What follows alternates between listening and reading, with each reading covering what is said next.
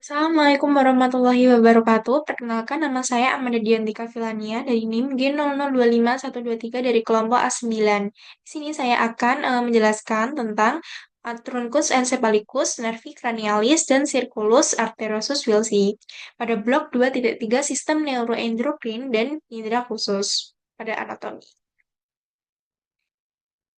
Oke, di sini yang pertama ada truncus cerebri. Di mana ada Pak Harjo, seorang pria berusia 68 tahun, datang ke dokter dengan keluhan gerakan tubuh yang makin lambat pada otot dan tangan kanannya sering bergetar sendiri saat sedang santai. Dokter mendiagnosis Pak Harjo menderita penyakit Parkinson, yaitu penyakit neurodegeneratif yang merusak pusat kendali gerak motorik di otot. Oke, di sini ada pertanyaan. Penyakit Parkinson berkaitan erat dengan kerusakan substansia nigra. Jelaskan letak anatomis dari substansia nigra.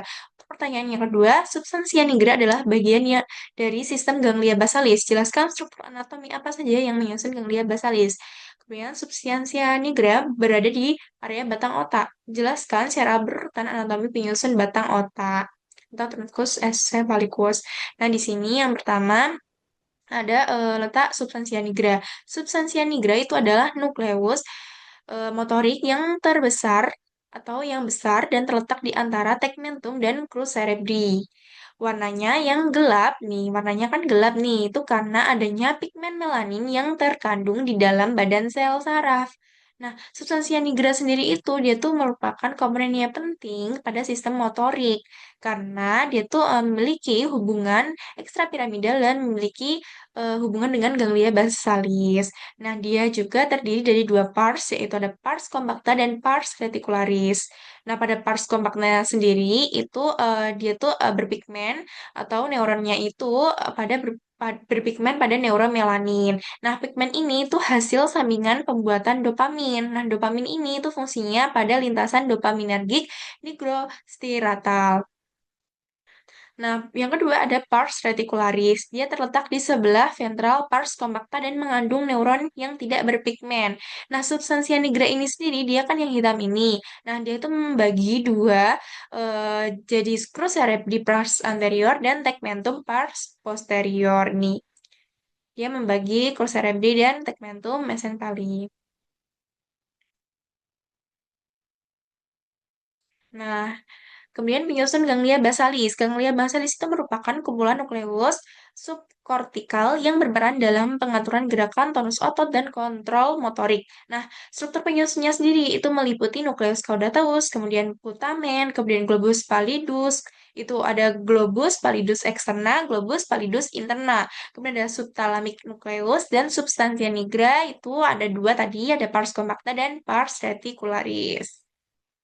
Nah, penyusun ganglia basalis itu secara fungsional, nukleus caudatus dan putamen itu membentuk striatum yang merupakan pusat penerima impuls utama ganglia basalis, globus pallidus, substansia nigra, dan nukleus subthalamicus yang berfungsi sebagai pusat pemrosesan dan pengeluaran impuls motorik. Nah, substansia nigra itu memiliki hubungan erat dengan ganglia basalis dan melalui jalur dopaminergik triatal yang berfungsi mengatur keseimbangan aktivitas eksitatorik dan inhibitorik sistem motorik. Nah, gangguan pada jalur ini itu menimbulkan gejala khas Parkinson yang berupa tremor, rigiditas, kemudian akinesia, bradykinesia, dan gangguan postur. Nah, ini penyusun dari ganglia basalis sendiri, itu ada caudatus nucleus putamen, globus pallidus, kemudian ada lentiform nucleus, striatum, corpus striatum, kemudian basal nucleus atau ganglia. Nah, ini letaknya, putamen terletak di sini, kemudian globus pallidus terletak di sini, tail of caudat nucleus di sini. Ini untuk head of caudat nucleus. Nah, ini penjelasannya sendiri. Nah, itu dia tersusun atas nukleus caudatus itu yang berbentuk lengkung dengan caput di ujung anterior dan mengecil di posterior.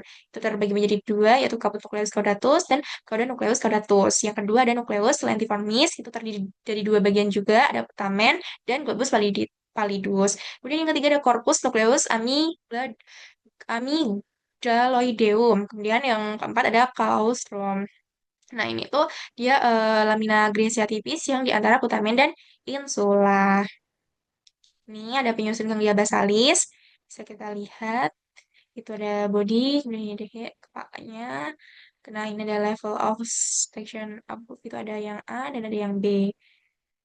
Itu untuk otaknya. Next. Nah, penyusun trunkus paling. Mesopelon itu merupakan bagian paling superior di batang otak yang terletak di bagian bawah di encephalon dan di atas pons. Nah, struktur pentingnya itu dia meliputi pendiculus cerebri, thorax cerebri, tegmentum mesenpali, substantia nigra, nucleus ruber, aqueductus mesenpali, tectum mesenpali, itu ada colliculus superior, colliculus inferior, dan nervusnya itu ada nervus oculomotorius 3 dan nervus trochlearis 4. Nah, ini ada mesencephalon. Tadi sudah saya singgung, mesencephalon itu dia terdiri dari beberapa, itu ada pendiculus cerebri, crus cerebri. Pendiculus cerebri itu terbagi menjadi dua, itu ada crus cerebri dan tegmentum mesenpali. Nah, dia yang membatasi antara kedua ini dinamakan substantia nigra. Nah, di sini tengah-tengah ini namanya fossa interpendicularis. Kalau yang bawah ini namanya aqueductus mesenpali, dan yang paling bawah ini yang berbentuk seperti ini itu tectum mesenpali. Penyusun trunkus encepali itu yang kedua ada pons faroli. Ini terletak di antara mesencephalon dan medula oblongata. Nah, terdiri dari dua pars, pars basalis dan pars tegmentalis. Kemudian struktur pentingnya ada sulcus basilaris pontis, pendiculus cerebris medius, fossa rhomboidea, kemudian colliculus facialis.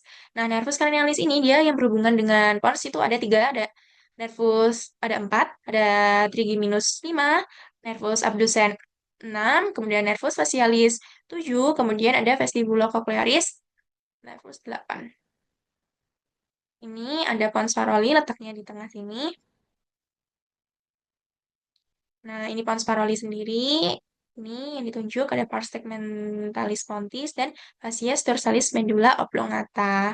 Ini struktur-struktur pentingnya. Kemudian ini nervusnya yang sudah saya jelaskan tadi. Nah, penyusun ganglia basalis yang ketiga ada medulla oblongata.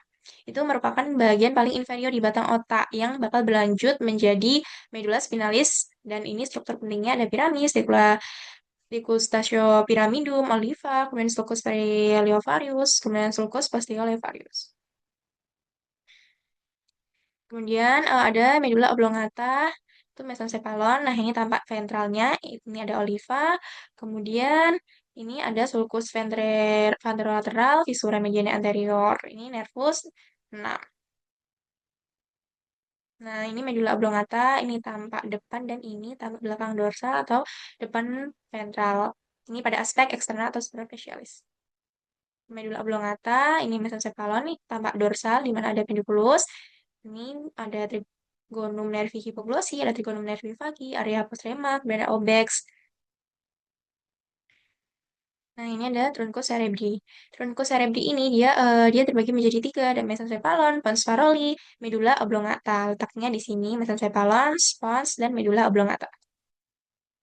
Nah, selanjutnya saya akan menjelaskan tentang sistem nervosum dan mesencephalon pada sistem neuroendokrin dan indera khusus. Nah, di sini ada di mana Pak Joko itu seorang pria berusia 60 tahun, tiba-tiba mengalami pusing, vertigo yang sangat hebat. Nah, penglihatan ganda, diploma, dan kesulitan menelan saat sedang makan siang. Ia juga merasakan separuh badan kirinya itu mendadak lemas. Keluarga segera membawanya ke IGD dan juga sudah dilakukan CT scan dan dokter itu mendiagnosis mengalami stroke batang otak akibat akibat penyumbatan pada pembuluh darah. Nah, di sini disuruh menjelaskan sistem vaskularisasi circulus anteriosus vilcii, kemudian jelaskan tiga anatomi bagian utama penyusun batang otak, kemudian gejala pada wajah mata Pak Joko karena terjadi gangguan pada saraf kranial. Nah, disuruh menjelaskan nervus cranialis apa saja dan disuruh menjelaskan nomor, nama, dan fungsi yang nukleusnya atau tempat keluarnya yang terletak pada pons.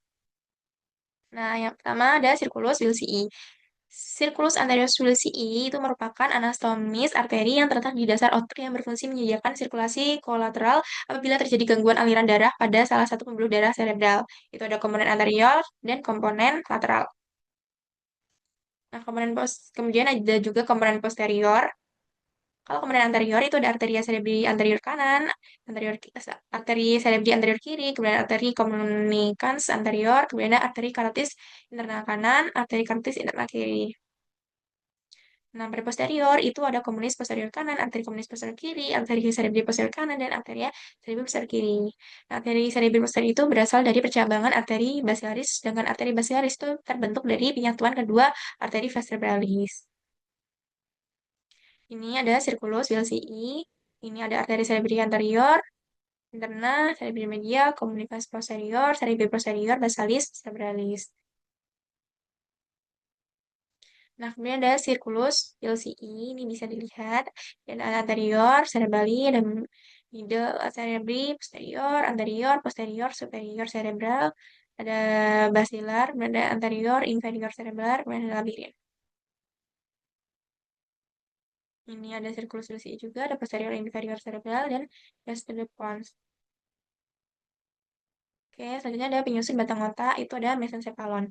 Tadi sesuai yang saya jelaskan pada yang awal tadi, mesencephalon itu merupakan bagian yang superior dari batang otak yang terletak di antara diencephalon di sebelah kranial. Dan itu terdiri dari dua, ada tiga bagian, yaitu tegmentum mesencephaly, tegmentum mesencephaly bagian posterior, dan tegmentum mesencephaly yang bagian di antara taktum dan basis mesencephaly. Kemudian yang ketiga ada crus cerebri atau pedicellus cerebri. Kemudian selanjutnya ada pons. Ini gambarnya itu tampak tampak depan ventral dan tampak belakang dorsal. Nah, pons sendiri itu terletak di antara mesencephalon dan medula oblongata. Secara eksternal tampak sebagian tonjolan besar pada permukaan anterior batang otak dan bagian anterior pons yang disebut basis pontis. Sedangkan bagian posteriornya disebut tegmentum pontis. Kemudian selanjutnya ada medula oblongata. Nah, pada medula oblongata sendiri ini dia tersusun pada permukaan anterior. Nah, itu juga terdapat beberapa medula. Itu ada piramid medula dan oliva. Kemudian pada permukaan posteriornya itu juga terdapat tuberculum, tuberculum gracial dan tuberculum punnatum. Nah, di bagian lateral medula ini terdapat pendiculus cerebralis inferior. Nah, ini nervi cranialis pons itu ada sulcus basialis pontis terletaknya di sini. Nah, ini pada nervus 5, ini pada nervus 4, dan ini pada nervus 7, dan ini pada nervus 8. Ini pons. Kemudian ada sulcus bulbul pandinius itu letaknya di sini. Kemudian ada angulus pontocerebralis. Nah, nervi cranialis pons itu yang berhubungan dengan pons itu adalah nervus 5 sampai nervus ke 8. Itu yang kelima itu ada trigeminal, itu campuran, itu fungsinya untuk sensorik atau sensasi di wajah dan mulut. Kemudian motorik untuk mengunyah, kemudian nervus 6, abdusen, motorik pergerakan bola mata, 7, fasial campuran, sensorik rasa pengecapan, motorik pergerakan di wajah dan kelenjar pencernaan, kemudian auditory, itu sensorik, itu pendengaran dan keseimbangan tubuh. Nah, nervi cranialis pons itu ini tadi ada nervus 5, nervus 6, nervus 7, nervus 8, ada nervus trigeminus, nervus abducens, nervus facialis, dan nervus vestibulococlearis. Ini kalau nervus trigeminus itu ada tiga, nervus ophthalmicus, nervus maxillaris, dan nervus mandibularis. Kalau nervus abducens itu yang membawa mobilitas motorik untuk musculus rectus lateralis. Nervus 7 itu melewati meatus aorticus internus dan meninggalkan fossa crani yang melalui foramen. Nervus 8 itu nervus vestibulococlearis itu meninggalkan fossa crani yang membawa nervus 8 melalui meatus acousticus internus dan membawa sensori spesial keseimbangan dari kanalis semicularis dan pendengaran dari kongea pada telinga dalam. Oke, sekian yang dapat saya sampaikan. Jika saya ada salah dalam mengucapkan dan menjelaskan, saya mohon maaf. Terima kasih. Wassalamualaikum warahmatullahi wabarakatuh.